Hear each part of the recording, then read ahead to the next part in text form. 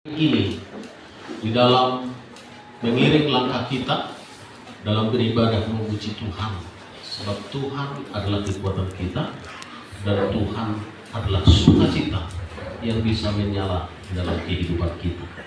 Nah, firman Tuhan pada saat siang hari ini kami ambil dari Matius pasal 25 ayatnya ke 45 sampai dengan 46. Demikian bunyi firman Tuhan. Maka ia akan menjawab mereka, aku berkata kepadamu, sesungguhnya segala sesuatu yang tidak kamu lakukan untuk salah seorang dari yang paling hina ini, kamu tidak akan melakukannya juga untuk aku. Dan mereka ini akan masuk ke tempat siksaan yang kekal, tetapi orang benar ke dalam hidup yang kekal. Bapak Ibu Saudara yang dikasihi oleh Tuhan, firman Tuhan ini adalah satu perkataan peringatan yang sungguh sangat menohok bagi Farisi, bahkan juga siapa saja yang mendengarkan nasihat firman Tuhan ini yang disampaikan oleh Yesus mengenai sikap hati. Dikatakan oleh firman Tuhan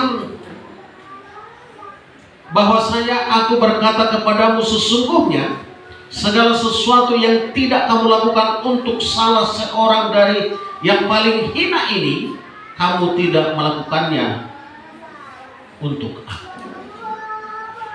Apa yang dikatakan oleh firman Tuhan ini atau Tuhan kepada pendengar adalah kepada hamba Tuhan yang melayani adalah hamba sebagai yang terhina,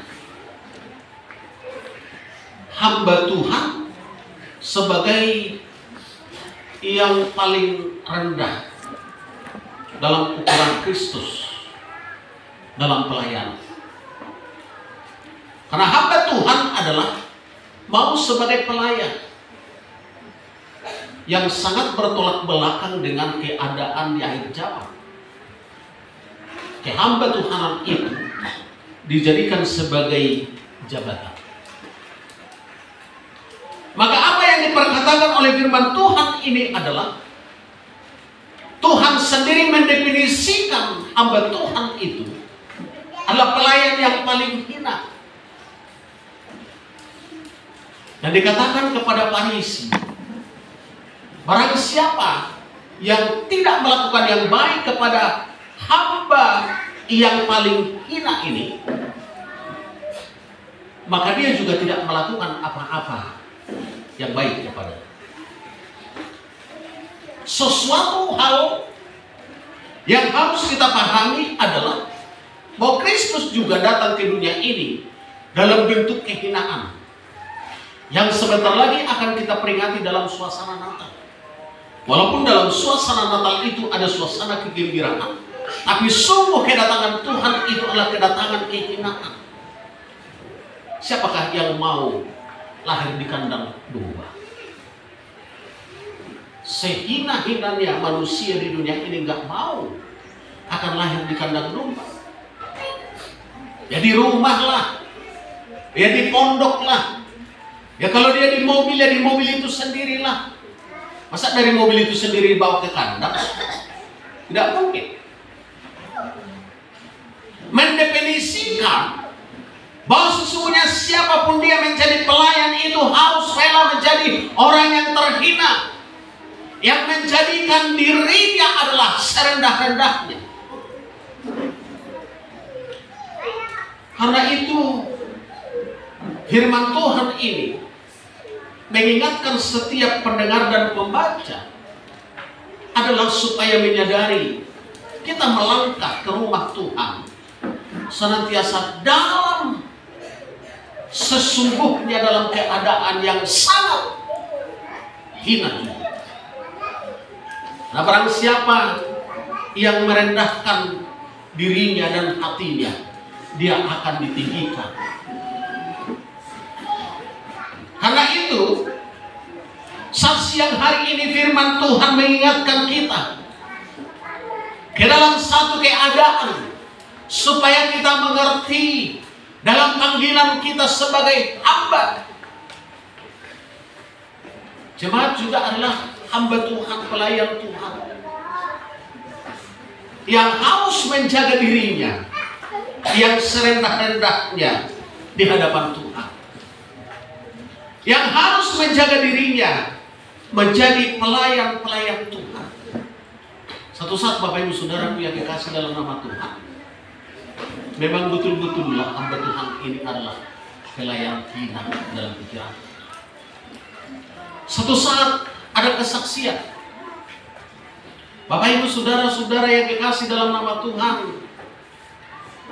doakanlah saya dalam perjalanan saya ke perantauan, sehingga saya diberkati oleh Tuhan. Orang tuanya juga memohon sedemikian, menambahi kesaksian daripada si anak ini. Tahu-tahu sekembalinya dari perantauan dalam keadaan sehat, dalam keadaan bugar, ketika bertemu dengan pendoa ini, yang hina ini, yang sama dengan firman Tuhan yang kita dengarkan ini, dia hanya mengatakan, "Salom, salom," menyalam pun tidak. Susahkah menyalam? Tidak. Tapi itulah yang dialami oleh pendoa atau hamba Tuhan yang hina ini, yang benar-benar seperti yang dikatakan oleh firman Tuhan ini. Lalu dalam hati hamba Tuhan ini, pendoa ini tadi yang hina ini mengatakan, wah, betul-betul juga rupanya hamba Tuhan itu hina. Awal keberangkatannya dia mengatakan supaya sehat-sehat, supaya diberkati oleh Tuhan. Dan sependengaran si hamba Tuhan yang hina ini, dia sehat-sehat saja dan bahkan juga diberkati oleh Tuhan. Tapi ketika ketemu, cukup hanya kata salom, dari jauh menyalam pun tidak. Bapak Ibu Saudaraku yang dikasih dalam nama Tuhan, lebih daripada itu dialami oleh Kristus dalam kedatangannya ke dunia ini, yang segera akan kita peringati dalam suasana Natal yang sukacita penuh. Tapi harus kita menyadari bahwasanya ada suasana itu dibalik oleh kehinaan dan dibalik oleh kesedihan.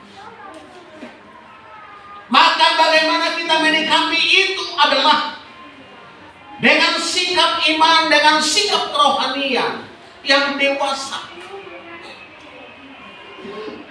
Maka apakah si hamba Tuhan tadi atau pendoa tadi akan mengutuk dalam hatinya? Dia berdoa dalam hatinya, Tuhan tetap memberkati dan ingatkan dia ke jalan yang baik. Bapak Ibu Saudaraku yang dikasih dalam nama Tuhan, firman ini mengingatkan kepada kita supaya kita juga saling mengingatkan satu dengan yang lain. Weh, kamu udah salah enggak hamba Tuhan pelayan hina itu? Kamu enggak sudah ketemu? Sehingga kita tidak terjebak dalam alas sukacita saja, tapi kita harus menyadari apa yang harus kita perbuat dalam perjalanan kehidupan kita ini. Adakah karena kekuatan kita ini semua atau tidak?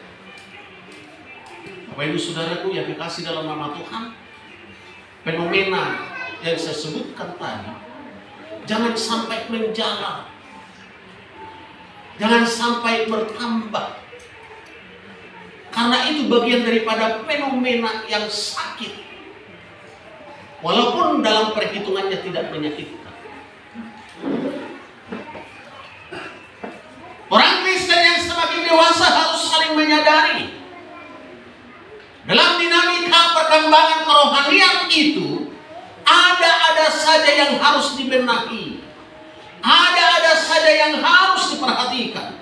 Maka dikatakan oleh firman Tuhan, ajarilah kami Tuhan untuk menghitung hari-hari kami, sehingga kami beroleh hati yang bijaksana. Tidak semua orang bijaksana di dalam menerima berkat. Tidak semua orang bijaksana di dalam menerima pemberian yang besar dari Tuhan. Tapi bagi kita semua, firman Tuhan ini mengingatkan supaya kita menjadi orang Kristen yang bijaksana. Menjadi orang Kristen yang arif. Menjadi orang Kristen yang penuh dengan hikmat. Sehingga perjalanan kita bukan karena ala pemikiran kita belaka, tetapi adalah dalam tuntunan, dalam penyertaan, dan dalam rencana dan rancangan Tuhan. Itulah kehidupan yang sangat baik.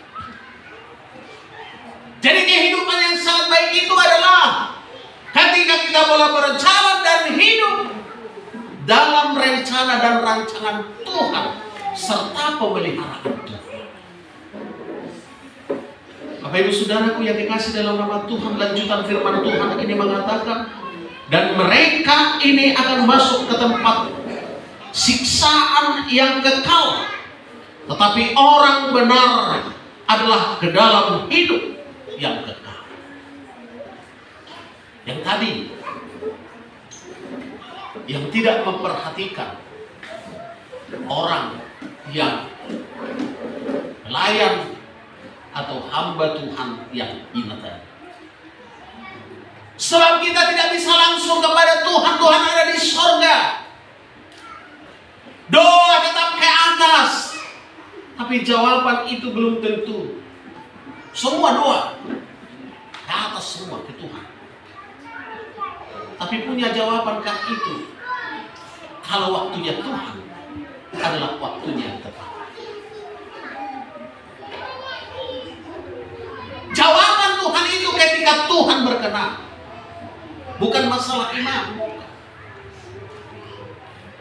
Maka banyak orang yang percaya yang sudah dewasa, doanya tidak diterima Tuhan, karena doa itu hanya dalam perkenanan Tuhan jawaban.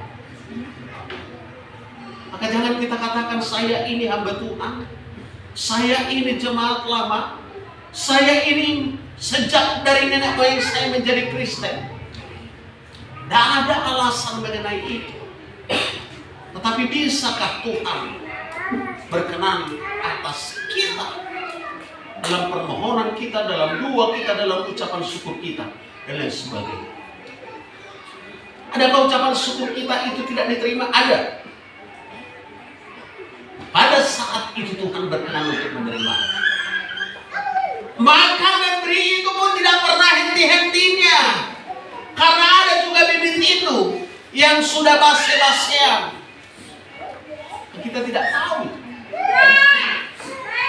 Nah itu Bapak Ibu Saudaraku yang dikasih dalam nama Tuhan, jangan pede banget dengan benih yang tertaburkan itu akan tumbuh semua. Karena kita tidak ahli di dalam meneliti bibit yang sudah tertabur itu. Ahli dalam pengertian adalah atas perkenanan Tuhan. Maka harus ditabur terus, maka harus diberi terus, tidak henti-hentinya. Juga beribadah itu maka disebut dengan rajin. Supaya apa? Dalam perhatian Tuhan ada matanya tertuju kepada sesuatu yang bisa kita lakukan itu. Nah itu Bapak Ibu Saudaraku yang dikasih dalam nama Tuhan. Tuhan juga menginginkan kita untuk tidak henti-hentinya bersyukur dalam pengertian rajinlah beribadah, rajinlah memuji Tuhan, rajinlah memberitakan firman Tuhan. Ketika itu dalam keadaan baik, ketika itu dalam keadaan tidak baik. Bapak Ibu Saudara yang kekasih dalam nama Tuhan, jika firman Tuhan ini boleh menyapa kita semua, diperdengarkan dan boleh kita baca, maka ini adalah bagian introspeksi diri kepada kita semua tentang apa yang kita alami, tentang apa yang harus kita kerjakan, tentang apa yang harus kita rencanakan, sehingga bagian dan tujuan daripada firman Tuhan ini bisa mendarat dengan baik. Saya percaya kepada kita akan dikuatkan iman kita, bahkan juga diberikan Tuhan hikmat, diberikan Tuhan kepada kita pengertian untuk menerjemahkan ini lebih besar dalam kehidupan kita, sehingga kita bukan hanya berjalan saja, kita bukan saja hanya bergereja, kita bukan saja hanya berkumpul, tetapi ada kesehatian, ada kebersamaan. Sebab di dalam kebersamaan itu mata Tuhan tertuju untuk memberkati. Mazmur 133 itu menekankan ada kebersamaan. Kalau ada dua hati di situ yang mendua, maka dua itu terkait. Maka oleh karena itu kita harus mengorbankan diri kita untuk kebersamaan. Bukan karena saya, bukan karena si Polan, bukan karena si Anu, tetapi karena Tuhan yang menjadi teladan bagi kita, yang harus hina supaya menjadi terhormat. Karena itu, Bapak Ibu Saudaraku yang dikasih dalam nama Tuhan, Tuhan memberkati kita semua. Bahkan Tuhan juga memberikan pengertian kepada kita tentang apa yang Tuhan mau di dalam kehidupan kita, tentang apa yang Tuhan rencanakan tidak pernah terbatalkan, sehingga rencana Tuhan yang terbaik itu pada kita semua pribadi, pada gereja kita, pada keluarga kita, izinkan rencana Tuhan itu bekerja dengan caranya Tuhan. Demikian firman Tuhan hari ini. Tuhan Yesus memberkati kita. Kita akan berdoa.